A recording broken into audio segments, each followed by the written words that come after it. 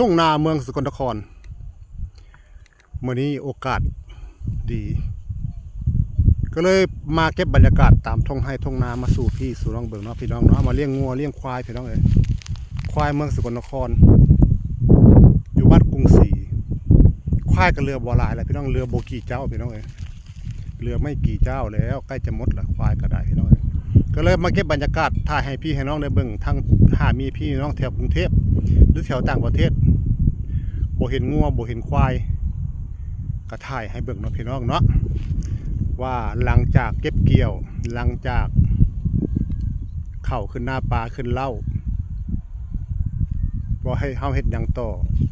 งัวควายเนี่ยมันเป็นธนาคารเคลื่อนที่อีกอย่างหนึ่งเด้อพี่น้องเด้อธนาคารเคลื่อนที่อีกอย่างหนึ่งเอาไว้ขายยามจำเป็นหรือยามที่เราขาดแคลนหรือยามที่เราขาดเงินเนาะพี่น้องเนาะเฮาก็พอได้ทยอยขายพี่น้องโอ้มันเคยอยู่นำคนมันบ่ญาติคนนี่พี่น้องเอ้ยแต่เฮาก็บ่กล้าเข้าใกล้ปานใดพี่น้องเพราะหยังมันบ่แม่นงัวควายเฮาพี่น้องเอ้ยอย่ามันซนวันนี้ก็ไปแทงใส่เสื้อแดงมาพี่น้องผู้ทางคนเจ้าของงัวพี่น้องผมกำลังย่างมาพี่น้องเจ้าของงัวพี่น้องออกกำลังกายไปในตู้พี่น้องเอ้ยลดความอ้วนไปในตู้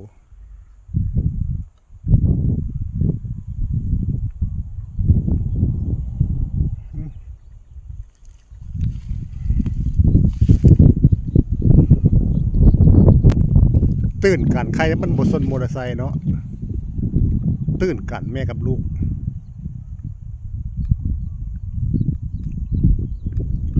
สวัสดีเจ้าของควายสวัสดีเจ้าของควาย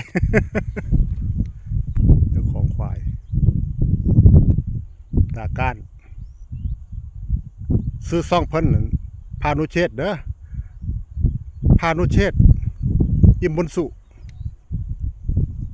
กำลังสิมาพี่น้องกำลังย่างมาพานุเชษอิ่มบุญสุเป็นได้ครับใกล้สิต้าวขึ้นแล้วบ่ครับนี่ใกล้จะขึ้นแล้วมันบ่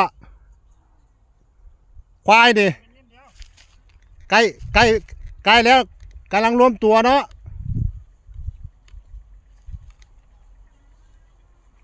ลูกน้องกับมานำตลอดเลยลูกน้องนี่มาตลอดอ๋อลูกพี่กับลูกน้องสวัสดีครับผมสวัสดีครับบวดหัวซา เป็นได้ สวัสดีครับครับสวัสดีครับเจ้าของซ่องซื้อ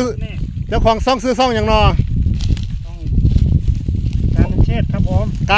ารนุเชษเป็นบ่ครับผมการนุเชษอิ่มบุญสุเนาะครับอ้าวขอฝากหน่อยนะพี่น้องเด้อมาชมบรรยากาศเนาะครับเนาะแม่นเสน่